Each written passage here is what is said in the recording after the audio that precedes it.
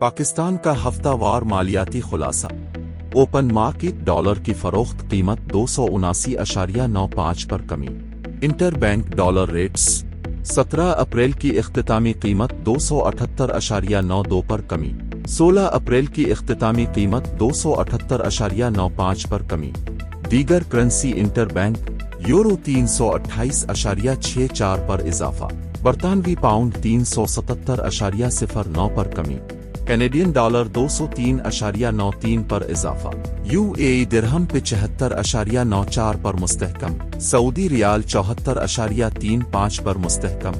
Stock market और commodities 100 इख्तितामी सतह 1,73,939.01, 4,027.06 points का इजाफा। सोना 4,877.79 डॉलर्स फी औंस पर इजाफा। करविद आयल 85.50 डॉलर्स फी बैरल पर कमी।